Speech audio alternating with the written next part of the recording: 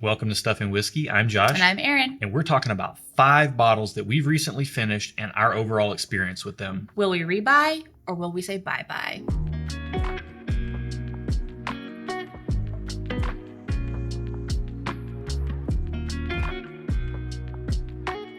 Welcome to the channel, bringing a real-world perspective to the real-world whiskey consumer. Today we're talking about 5 bottles of whiskey that we recently finished and whether we're going to rebuy them or not based on our experience with those bottles over the course of owning them. This is kind of inspired by Car and Driver's long-term road test, and I think that's a lot more telling than the first impression can be of something sometimes. So that was the idea for these. These are a recurring episode for us on our Tuesday videos, and we really like them, and we hope you find them helpful as well. Before we get into that, we got to get into the first sip, which is a segment that we do where we try something totally blind, but all the things in this blind pool that we draw from are things we've never had before. So we're not familiar with them. Yep. We don't know whether they're going to taste good or whether they should taste good.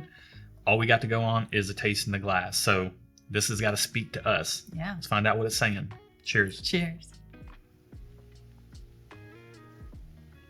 It smells like nail polish and bacon. Really? Yeah. I got your bacon note. There's a little bit of like alcohol ethanol on the nose, but there's like a funkiness in there to me. Yeah. Definitely getting bacon. Yeah, I think that funkiness that I'm getting is what's coming across as a savory note to you, like a bacony savory note. Let's get into the palate and see what's up. It has a little chlorinated taste. Oh, I'm not tasting the bacon that I smelled. It's coming through with a lot more flavor than I thought the nose let on. The nose came across kind of soft, low proof. I'm not saying it's a high proof pour, but it is definitely coming across with more flavor than I expected. It's a little spiky flavor though. I'm not getting spiky. Like, it honestly felt like I was swallowing like a ball of flavor. Okay, like it hit my palate and swelled up, and then I had to like choke it down almost, not in a bad way, but it just surprised me with how much flavor there was on the pour. I'm still getting like a little aftertaste of chlorine. I don't know why. I wish I got more bacon. Yeah, there's something that's the funkiness I'm getting in here. I think you and I are having a little bit of a different experience with this glass. The funkiness I'm getting in here is kind of reminding me of like walking through the like garden center of a Home Depot or a Lowe's or something. Like there's like a little bit of earthiness that's there. That smell that's like in wet the air. earth. Yeah, I'm getting that. It's good. I actually do like this glass, but it's unexpected. It's a very tempered sweetness that's there, and I'd have a tough time putting my finger on exactly what the sweetness is. Like it's sweet but not too sweet. It's earthy but not too earthy. I think there's some good balance there. I think there's a good heaviness of flavor there. I'm liking it, but I'm confused by it equally as much. Yeah. Now that it's sitting on my palate for a minute, I'm getting a little bit of like a lingering black pepper spice, but usually when I get that, it's on something that's potentially higher proof than this, and it's really like crackling black pepper that's just dancing on my palate. And this is kind of faint and underneath the other stuff going on in here. This pour is heavy and viscous. I'm enjoying it a lot. It's not what I typically reach for, but it's very intriguing. Yeah. And I'm really kind of liking it. So as I sip it more, the chlorine undertones kind of lessen, but it's warm. Like feeling a little warmness in the back of my throat. Yeah, it's got some gravity to it for what seems to be like not a super high proof. So we got to rate this thing. Okay. Where are you at nose flavor experience? Thumbs up on nose. Just okay on flavor, but I do give it a thumbs up on overall experience. When I combine the nose and the flavor, it's pretty good overall.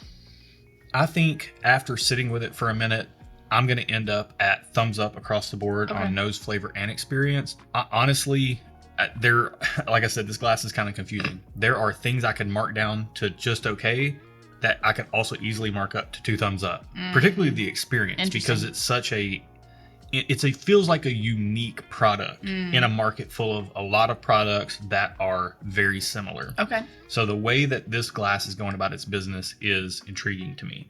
I can't wait to find out what it is. Let's do that right now. All right. We are working with Stellum Bourbon. Wow. Okay, so this is higher proof. 114.98. I said it was higher proof than you think. It is so soft. I said that. The finish does stick around. It's not soft. It was spiky to me. Well, it was spiky to me. We were definitely having two different experiences on this glass. I didn't get spikiness at all. This is a readily available $50-$55 product. Okay. It is from the same people that do barrel bourbon and barrel craft spirits, seagrass, all that stuff. Okay. This is their more entry-level product, and it is a blend of Indiana, Kentucky, and Tennessee whiskeys. Okay.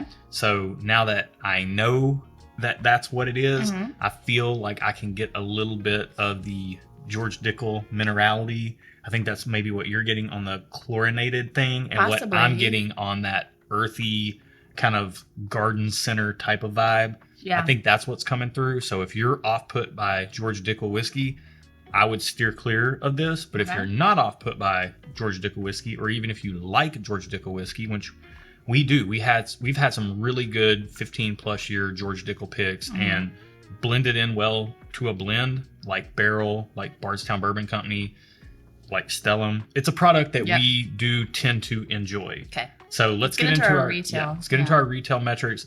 Our consumer metrics, which are the retail and consumer scores respectively. Retail being the price and the availability. Consumer being, as consumers, would we buy it again or not? So where are you at for $50 or $55 and very readily available?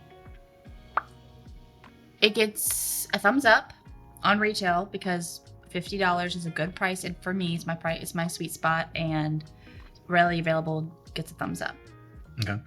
Now, it's sitting on the shelf in front of you for $50 or $55. Are you buying it? Thumbs down. I'm not buying it. Wow. Really? There's so many other things that I like for that exact same price. That's a fair point. Or close to it. That's a very fair point. So I'm not getting it. I think for me, I'm going to be a thumbs up on retail. The price is good for what you're getting for like a good blend with these types of whiskeys in it. That's hard to find for $50. So kudos to Stellum for putting out a product like this. Yeah. And then the availability is great. Yeah. Would I buy it again or not? I'm going to say thumbs up. I actually want to get a bottle of this. We've had the rye in a previous first sip, and now we're into the bourbon, and I knew it was in there. I forgot that it was in there. Yeah. And now it popped up, and it actually did impress me. It's not the type of thing I reach for all the time, but I would love to have a bottle around, and now I'm going to have to buy a bottle of both the rye and the bourbon. There you go. So there you go. Also, does it make a difference to you that the word Stellum is mullets spelled backwards? Would that sway you at all, your scores? It does help the factor. It does help the buy factor. Yeah. Right. But not enough. There we go. All right. That's it for our first sip. If you like first sips like this, then be sure to check out the video description below for a link to our Patreon. Over there, we do 2 additional videos every week for the bonus content tier, and they're episodes just like this. This first sip segment encapsulated, except there's no cuts, so the bloopers are built in. Yeah. And we get a little silly over there. So we've got that over there. We've got our community element. We have access to spreadsheets where you get access to a spreadsheet of all of our blind tastings, all and the ratings, double blind, single blind, all our ratings. And we also have our Whiskey with Friends element over there, where we do a private patron live stream once a month, and then once a quarter we do a blind flight night where participants get a blind flight hand delivered to their front door, and then we all hop on that private patron live stream together and we walk through the blind flight together. So all that's in the video description below. Also down there is a link to our merch site at stuffandwhiskey.com, and we've got shirts, we've got hats. We're not wearing any of them right now. We're terrible salesmen. It's not something we're super trying to push, but if you really want some merch, and we only creating products that we really like and that we enjoy wearing. And I can verify the sweatshirts are top notch. Sweatshirts, t-shirts, dad hats, tumblers, all kinds of stuff. Check it out down there. And also, if you like this video so far, give it a thumbs up. Go ahead and subscribe if you're not subscribed. Hit that bell notification to be notified when we post videos, when we're going to have our upcoming live streams. And also, if you've had Stellum Bourbon before, let us know. Yeah. Did you like it? Would you buy it again, like for the price point? Like, let us know, because I'm curious. I'm really interested to hear opinions. I think this could be a quite polarizing product. As it was for us. Yeah. We had 2 totally different experiences with it. So let us know in the comments below. All right, let's get into our main topic, where we're talking about bottles we finished, our experience with them over a period of time, and most importantly, whether or not we would rebuy them and why. The and why is the most important part of these videos, because if you don't know somebody's why behind whether they would or wouldn't do something in whiskey, then their opinion is essentially worthless. So we're trying to bring this to you guys with a full scope of an experience with a bottle, and we do it 3 ways. We have our bye-byes, the bottles we're not buying again, period. We're saying goodbye to them, potentially forever. We have our maybe would buy again, maybe wouldn't. We're not 100% sure. We liked it, but we don't know if we like it enough to buy another one. And then we have our 100% would rebuy, and that for us is a ringing endorsement, because we're always trying to try the next thing. And there's so many things out there, like, why would you buy something that is just kind of okay for you? We hope these videos are helpful. Let's get right into it with our would not buy agains. And this is maybe going to be a shocker, but it's Basil Hayden. This is the little 375. It's such a cute, pretty bottle, though. It is. We like this product. Yeah. So just because we're not going to buy it again doesn't mean we don't like this product. Yeah. Let that be known. The reason we're not going to buy this again is because we just tend to like higher proof, more complex pours. And Basil Hayden at 80 proof, I mean, we just finished the last pour of this the other night. Yeah. And I asked you, would you rebuy this again or not? And you were like, well, there's nothing off-putting in it. I do enjoy it. But when it comes time to put our money on the bottom line and spend $35 or $40 on a bottle of Basil Hayden, we probably would buy something else. Yeah. And we've long maintained that we'd keep a bottle of this around for guests because it's so approachable for the new bourbon drinker. And it is very classically bourbon. Yep. But we're at the point now to where an 80 proof whiskey is just a higher proof whiskey that came out of the barrel and they added water to cut it down to 80 proof. So if you're new to bourbon and you're watching this wondering, like, what's up with all these proofs? That's what proof is. It's a barrel proof whiskey that's been proofed down with water to 80 proof. And while we did like to have this around for newcomers to bourbon to try something lower proof, we'd rather just start with a higher quality product from the get-go and then cut it down with water ourselves, and we would rather recommend that to people as well. So even though we do enjoy it and it's not necessarily off-putting, it's not going to be a rebuy for us. So what's our maybe buys? Okay, our maybe buys is we only have one for this category as well, and it is Michter's US1 Small Batch Bourbon. This is a very interesting bottle to make this part of the list because our experience with this bottle over time has been wildly varying. All over the place. It has. There's times where we pour this and we drink it and it is the best 90-ish proof bourbon that we've ever tasted. And there's other times where we pour it and drink it and I don't even want to make it through the whole glass. Yeah. I don't get it. I don't get why it's so all over the place for us, but that's just how it hits our palates. 91.4 proof, $45. I think that's really the issue here. It's not consistently good for $45. Well, to us. And it's 90-ish proof for $45. Like we could buy so many other things for right around that price point or a little bit more that have more proof, more flavor. And yeah, I'm not going to be rushing out to replace this product. Now, I did do a blind bracket before ever starting this channel, and this went almost all the way to the end. Wow. It might have actually went all the way to the end. Wow. And it beat some very highly regarded pours. So there are times where it really does hit me in just the right way, but in subsequent blind head-to-heads over time, it just hasn't impressed. So, hey, if you can't get Buffalo Trace, grab a bottle of that. It's nice, sweet, it's kind of simple, good product. So that's it for our maybe would buys. Okay, so what is our definitely would buys? This is a ringing endorsement for us, and we're going to go ahead and start off. We'll start off on the high end here. Okay. Product that's available, and it's going to be Barrel Craft Spirits, Barrel Batch Bourbon, insert whatever number they're on right now. We just finished this out. This was batch 26, and batch 26 was a special batch, but we've had 26 to 29, loved all of them.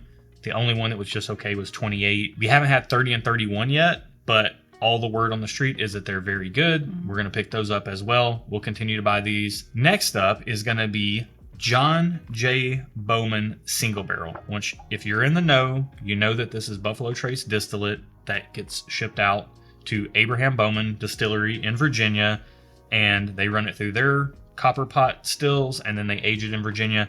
But it's essentially Buffalo Trace 100 proof single barrel. It's essentially an E.H. Taylor single barrel product. We've had this in blind head-to-heads. Kind of. We've had it in blind head-to-heads. We like it. It's not knocking our socks off. We will not cry ourselves to sleep if we don't get another bottle of this.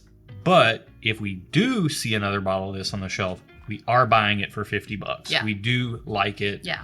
We like to have kind of a sweet and ever so slightly complex, but not crazy, easy sipping 100 proof pour around. Mm-hmm. This fits that bill for us. Speaking of 100 proof easy sipping pours, Henry McKenna 10-year. So of these three products, this is going to be the most difficult to find unless Bowman is just not distributed in your market, and them's the breaks. Sorry. But McKenna, for us, we want to be very careful here because this is a very hyped up product and has been since Fred Minnick put it on like the San Francisco tasting committee, whatever spirits tasting, put it as like the best bourbon of 2019 or something. The reason we're a rebuy for this isn't because of the hype, isn't because it's even an outstanding product. Like there's other things. You can get Knob Creek 9-year for $35 on any shelf. Go get that if you want a good, well-aged Kentucky bourbon. The reason that we're a rebuy for this is it's a sentimental bottle for us. Early in our relationship, long before the McKenna hype, we bought a bottle of this. We sat around, we drank it, we talked into the wee hours of the morning. It was so fun. When we were young and we could actually stay up late. Younger. And it didn't hurt so bad. Oh my gosh. But the sentimentality behind this bottle makes it a rebuy for us. Every time. For sure. Yeah. So yeah, these three are good products. They're definitely good products. I would say the barrel is the most special of the three products. The other two are at 50-ish bucks. Good solid value for the money, but I don't think I would pay much more than about $50 for either one of those. Let us know down below if you've had any of those 5 bottles, what you think about them. Would you rebuy or would you say bye-bye? Yeah, absolutely. We'd love to hear what you think in the comments. So let's get into our other stuff. Let's do it. Okay. So this week we're going into the EDC, the Everyday Carry Sphere, and we are going to talk about the Big Ideas bolt action pen. In particular, this one is in brass. This thing is awesome. It is heavy. It is heavy, and in a very good way, but they have it in different finishes. This one's in brass. They have it in all kinds of different finishes. But we've been using this thing. We've been loving this thing. Full disclosure up front, not sponsored, but this pen was sent to us by @OpenBourbon on Instagram. He works for Big Ideas, also a bourbon guy. Saw that we did some EDC stuff on the channel, saw that I'm kind of a nerd about that stuff. And he was like, hey, have you tried any of our products? I said, no, but I actually have looked at them several times and just never pulled the trigger on them because I'm too busy spending money on pocket knives and watches and whiskey and shoes and all the other stuff that we talk about over here sometimes. But he was like, would love to send you something to check out. No obligation to talk about it. He sent it, immediately pulling it out of the package. I was like, ooh. It's got some heft. It's good, though. It's not too heavy where you'd get tired using it. Yeah. It's just nice and weighted. Yeah. And I'm like a really heavy writer. You are. And I don't have to push so hard on this pen because the weight does the work. Also, this is just like a little aside, but if you like the smell of brass, and you probably know what I'm talking about if I'm talking about that, and you understand what I'm saying, you get a little bit of it on your fingers after you use this. And the bolt action is kind of like an adult, fidgety thing. Those clicky pens. Remember when you're little, the clicky pens that had the colored ink that you would you hit different little things around the pen and different colors of ink would pop up. That's what that reminds me of, and I love it. Yeah, it's so satisfying. It's so satisfying. So yeah, I'm really loving this thing. I was personally, like I said, I knew about the company. I was a little iffy. They have stuff that's lower cost. They have stuff that's higher cost. I think these run about $100. And which is pricey for a pen. Which is pricey, in my opinion, but this thing, it's going to last a lifetime with just simple replacement of the cartridges inside. And I also have to give them, from a design nerd standpoint, I have to get them major props because it has such a good pocket clip that you're not going to lose it. And it's a deep carry clip too. So it goes all the way up. It doesn't angle down. So when you put this in your pocket, it goes all the way in and it's not hanging out and getting caught on things. That's so good. Big shout out. I like this stuff so much. I put the sticker that came with it on my locker at work. Did you really? I'm repping Big Ideas. I like what they're Wow, I doing didn't over know there. that. So yeah, I'm a fan. I'm a converted fan. Check them out in the video description below. There's no affiliate link. This isn't sponsored at all. They just make really good products, and that's what we talk about over here on this channel. That's it for this week. Till next week. Cheers. We're talking about 5 bottles that we've recently finished and our overall experience with them. Will we rebuy or will we say bye-bye? Bye, bye, bye, bye, bye, bye. That's why you wanted to name this segment that. Yes, it absolutely is, because I wanted to say bye, bye, bye every time. You're a Although I mess. need to practice my dance, because I think I never learned it. Did you not? No, I'm going to now though. Ooh, I'm a heavy pour on that You left want that glass. one? Yeah. Okay. I'm real heavy. All right. You laugh at me? Is that a fat joke?